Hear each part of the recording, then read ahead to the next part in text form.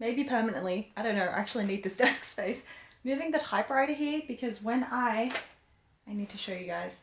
When I sit at my desk, this side is always on the window and it is so much tanner than this side of my arm.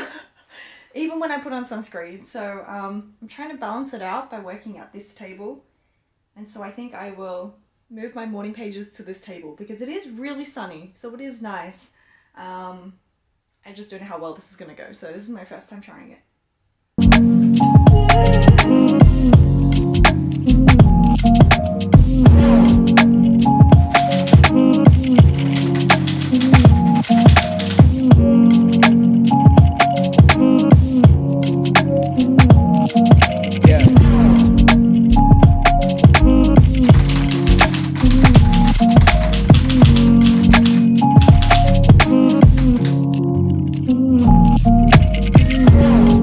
Yeah.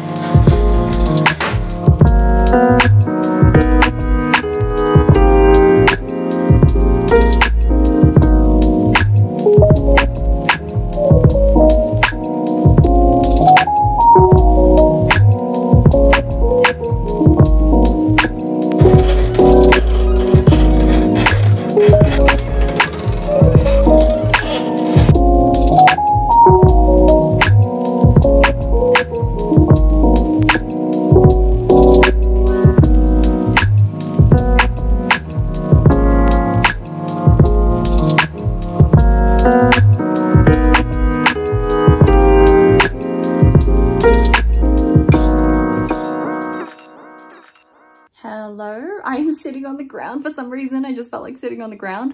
I just wanted to come on to say I feel like I'm not explaining this well in my video, but my shop update is technically in 2 days.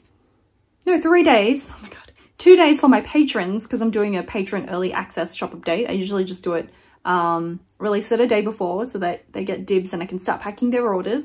My shop updates are always really all over the place. And what I've realized, what's really been underpinned, what word am I trying to say? What's been made really obvious to me in this shop update is that I'm the type of person, because I realize this is not for everyone, I'm the type of person that needs that deadline in order to get things done.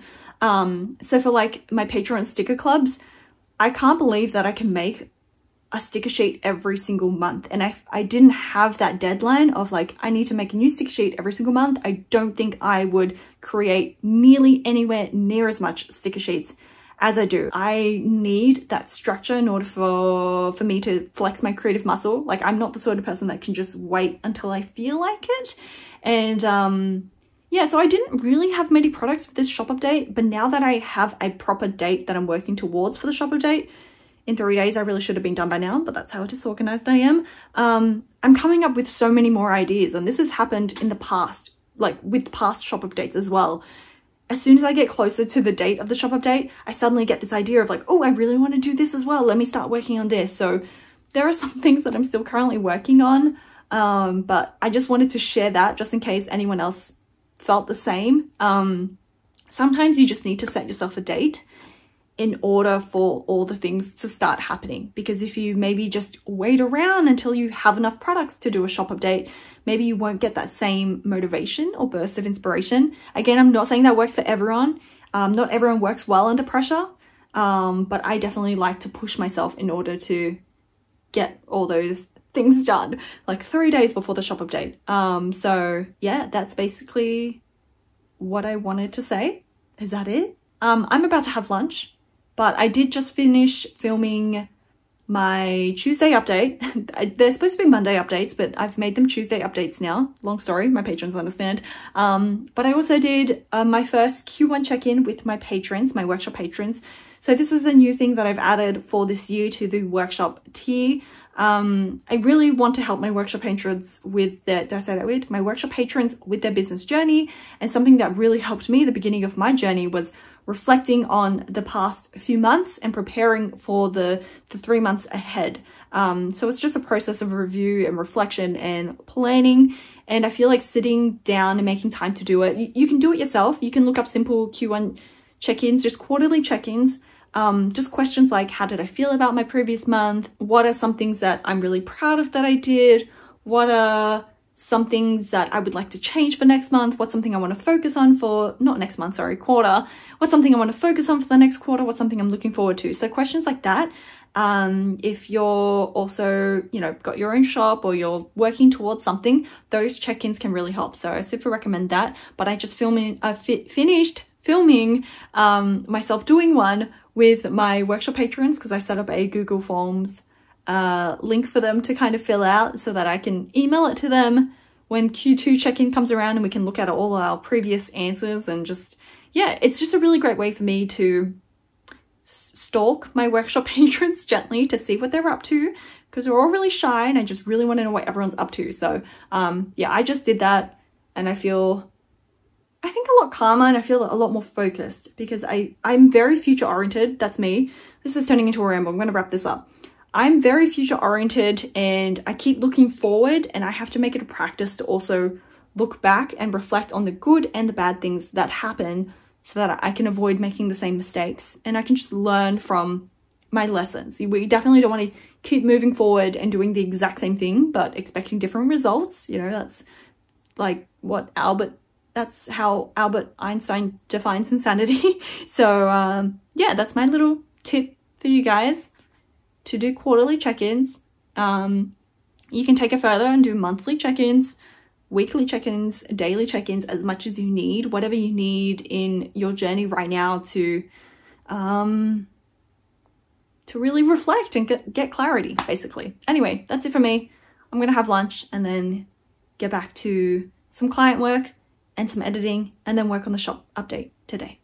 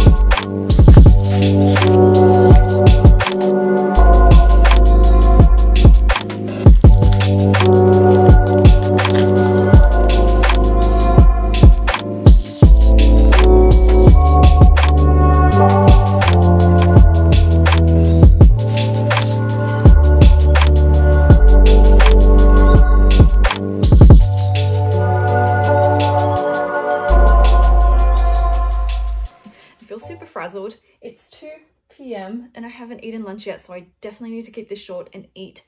Today was a shop update day. Technically yesterday was the early release for my patrons, and that was like the bulk of the work because I just needed to take the photos and get everything listed. I was super last minute again, and I can't remember what I talked to you guys about the last time I came on. I'm pretty sure I talked to you guys yesterday. I can't really remember. It did go well, and I'm just so thankful that I get, you know, any order. It still kind of hits me. Definitely still extremely disorganized for this one. I'm getting to the point where I'm annoyed with myself because, like, it's not the kind of person I want to be. I don't want to be this disorganized for shop updates and stressed and everything. But the pros of this shop update was that I did post the newsletter on the same day. Usually I don't post a newsletter until like a week after, which defeats the purpose of, you know, having the newsletter for updates. So I did do that. I also posted on Instagram and then shared the newsletter on Instagram. So there were a few things that I did do better this time. I called it kind of my mini shop update because I felt like there weren't many products. They technically were 8, but 3 of them were like updates of previous products. So there were kind of 5. And I did try to do the every 2 month shop update thing, but I don't think that's going to work for me. I'm going to go back to doing it every 3 months. So the next one's not going to be until May, June, July. And I think that'll just give me more time. I'd rather have less frequent shop updates and more in them. I think that makes more sense. And yeah, this kind of stress is not sustainable for me. The studio is a freaking mess right now. So I really need to tidy up. First thing, I just need to eat, and then I need to pack a bunch of orders and restock some things. Luckily, my clear sticker paper came just in time today. That was really pushing it. I also wanted to show you this giant machine that Kevin just bought yesterday. So yes, he bought a giant Roland, which is a printer and cutter in one.